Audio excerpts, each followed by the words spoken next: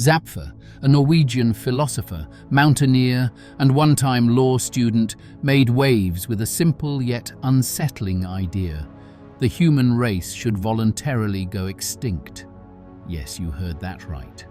Today we dive deep into his controversial philosophy, explore the life that shaped his thoughts, and unpack why he believed humanity's end might be its ultimate salvation. Who was Zapffe? Born in Norway in 1899, Zapffe grew up surrounded by the raw beauty of nature, a setting that profoundly influenced his thinking. Norway's rugged landscapes, with their towering mountains and icy fjords, were a constant backdrop to his formative years. It was here, amidst these wild and untamed terrains, that Zapffe developed a lifelong passion for rock climbing. Climbing in the early 20th century was an entirely different endeavor than it is today. There were no synthetic ropes, specialized climbing shoes, or lightweight gear. Every ascent was a calculated risk, a balance between skill, strength, and sheer determination. Climbers like Zapffe relied on hemp ropes, primitive pitons, and their understanding of the terrain. The risks were immense, and each climb carried the very real possibility of fatal consequences. For Zapffe, the culture of climbing was as important as the act itself. It was a time when climbing wasn't a sport or a competition. It was a way of life, a means of communing with nature and testing the limits of one's physical and mental endurance. Climbers were part of a tight-knit community, bound by their shared love for the mountains and their respect for the dangers they faced. Zapffe often sought solitude in the mountains, using the challenges of climbing to sharpen his mind and test his resolve. The ascent of a cliff was not merely a physical achievement, but a metaphorical journey, a struggle against nature, gravity, and one's own fears. He once wrote, "In the mountains, one finds the silence to hear the truth that civilization drowns out." One of Zapfe's most famous climbs was a daring solo ascent of the Store Skagastolstind, one of Norway's highest peaks. At the time, such an endeavor was almost unheard of, highlighting not only Zapfe's skill, but also his willingness to embrace the unknown. The isolation and risk of these climbs mirrored the existential struggles he would later explore in his philosophy. While the mountains provided Zapffe with moments of clarity and triumph, they also reinforced his belief in the indifference of nature. He saw the peaks not as conquerable challenges, but as reminders of humanity's insignificance in the face of the vast, uncaring universe. This perspective would deeply influence his later writings. Zapffe was not just a climber, he was also a keen observer of human nature. After dabbling in law, he turned his attention to philosophy, where he would leave his mark with a radical and unsettling proposition: life, as we know it, is a mistake. Zapffe believed that human existence was plagued by a fundamental flaw, an overdeveloped intellect that could not find meaning in a chaotic universe. His life was a quest to understand this paradox. Much of Zapffer's thinking was laid out in his essay, The Last Messiah, published in 1933. In it, he described how humanity's self-awareness creates an unbearable conflict. He argued that our capacity for reason, combined with our emotional vulnerability, leads to an existential dissonance. We know too much and feel too deeply for our own good. Through his writings, Zapffe painted a bleak picture of existence. But his personal life was anything but dull. He lived passionately, embracing both the struggles of climbing and the solitude of writing. This tension between his active and reflective sides mirrors the inner conflict he explored in his philosophy. The 4 strategies of denial. To understand Zapffe's philosophy, we need to look at his analysis of human suffering. Zapffe argued that humans are unique among animals because we possess self-awareness. This gift, however, is a curse. It forces us to confront the absurdity of existence, the inevitability of death, and the apparent lack of meaning in life. According to Zapffe, we use 4 main strategies to cope with this existential burden. Isolation, blocking out thoughts that disturb our peace. Zapffe believed that much of our daily lives involves suppressing existential questions like choosing not to think about death or the fragility of life. Anchoring, finding stability in beliefs, traditions, or relationships. Whether it's religion, patriotism, or family, these anchors provide us with a sense of purpose and a way to navigate life's chaos. Distraction, losing ourselves in work, hobbies, or entertainment. Modern society, with its constant stream of media and activities, excels at this. Sublimation, channeling our angst into creative or intellectual pursuits. For Zapffe, even his own philosophy was a form of sublimation, a way to turn his existential despair into something productive. These strategies are like psychological safety nets, helping us avoid the painful truths about existence. But Zapffe saw them as temporary fixes, not solutions. Zapffe also discussed how these strategies manifest in human behavior. For instance, he observed how religion often serves as a form of anchoring, offering people the illusion of purpose and a comforting narrative in the face of life's uncertainties. Similarly, he noted how art and literature are forms of sublimation, providing a means for people to process their existential dread creatively. No matter how we try to escape it, the existential weight remains. For Zapffe, it was akin to carrying a stone uphill, knowing it will eventually roll back down a Sisyphean cycle. The weight of consciousness. Zapffe often used climbing as a metaphor for human existence. Just as a climber fights gravity with every step, humans fight the crushing weight of consciousness. This struggle is what he called the human tragedy. Zapffe believed that consciousness, the very thing that makes us human, is a flaw of evolution.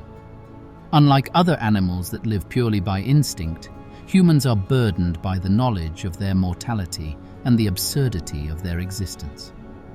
For Zapffe, our intelligence has outpaced our ability to cope with its consequences. The result? A species trapped in an endless cycle of creation and destruction, joy and suffering. He likened human existence to a climber ascending a treacherous peak. The climb is fraught with challenges, and the summit offers only a fleeting moment of satisfaction before the descent begins. The struggle, Zapffe argued, is both inevitable and futile. Time, for Zapffe, was both a gift and a curse. It allows us to build, create, and love, but it also reminds us that everything we cherish is fleeting. This duality is central to his philosophy, as it captures the bittersweet nature of human existence. In his essay, Zapffe describes how nature overreached with humanity. By giving us consciousness, it created a creature that could no longer simply exist. It had to ask why. He believed this overreach made humanity fundamentally unfit for survival. Zapffe also explored how this weight of consciousness impacts our relationships and societal structures. He noted that our awareness of mortality and suffering often leads to conflict, as individuals and groups struggle to assert meaning in a meaningless world. This, he argued, is why human history is marked by cycles of war, innovation, and collapse. For Zapffe, the tragedy of consciousness is inescapable. Yet he believed that acknowledging this truth was the first step toward understanding our place in the universe. By confronting the absurdity of existence, we might find a kind of liberation, not from suffering, but from the illusions that perpetuate it.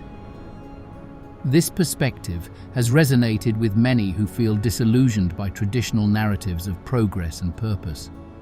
Zapfe's philosophy invites us to look beyond the surface of life and question the assumptions that underpin our existence. In doing so, it challenges us to find meaning not in answers, but in the questions themselves. The Last Messiah.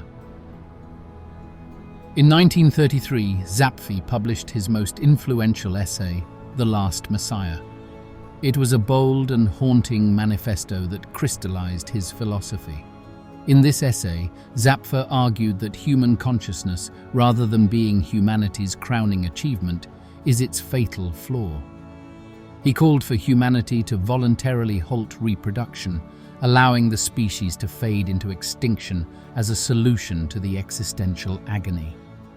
The title, The Last Messiah, refers to a figure who recognizes the truth about human existence and accepts it fully.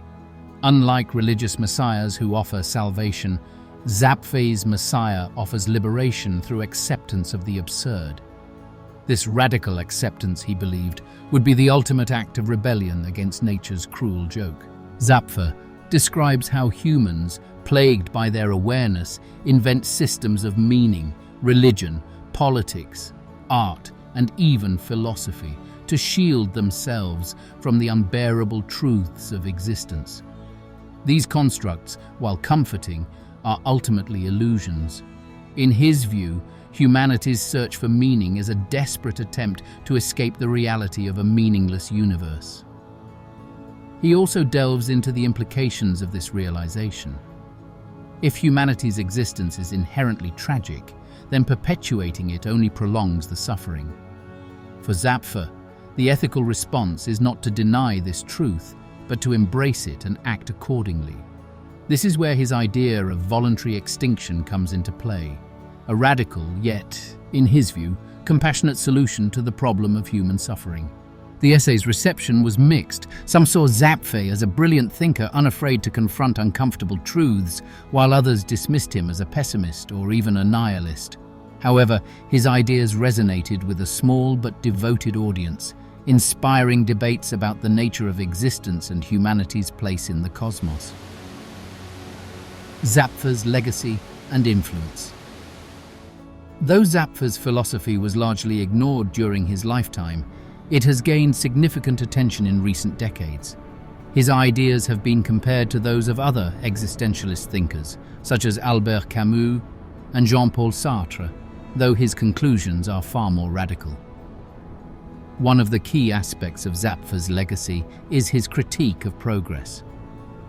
In an age where technological and scientific advancements are often seen as markers of human achievement, Zapffe's philosophy serves as a sobering reminder of the limitations of progress. He argued that no amount of technological innovation or social reform can solve the fundamental problem of human existence, the conflict between our consciousness and the indifferent universe. Zapffe's ideas have also influenced contemporary discussions on environmental ethics. Some have drawn parallels between his call for voluntary extinction and modern movements advocating for population control or antinatalism.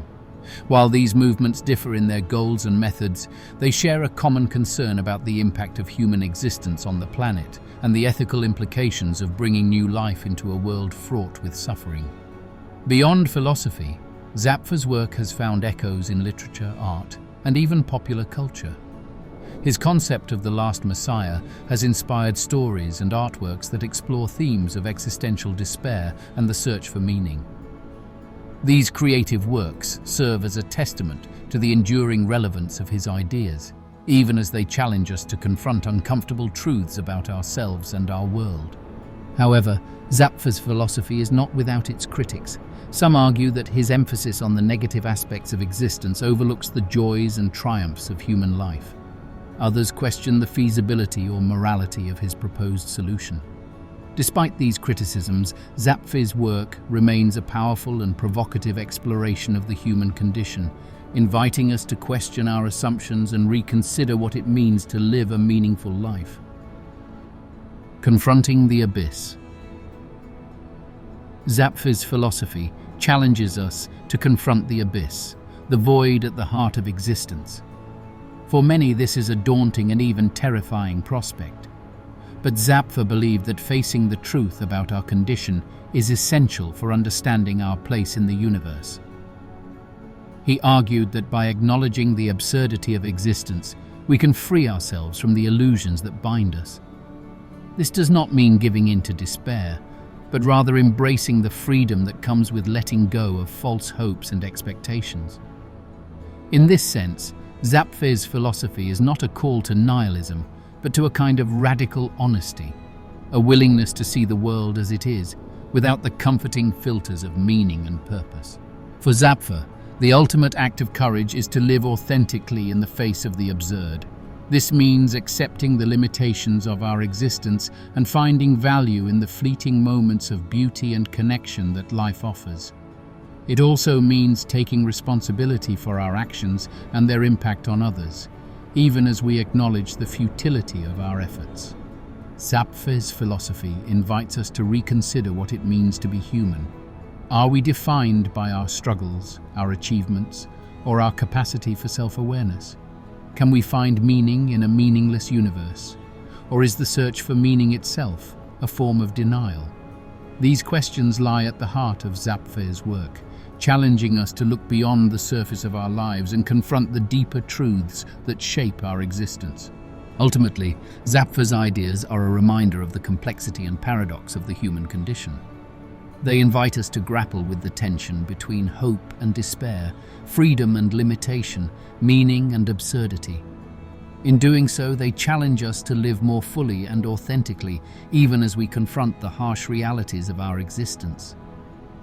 As we conclude our journey into the life and philosophy of Peruvian Zapffe, we are left with more questions than answers.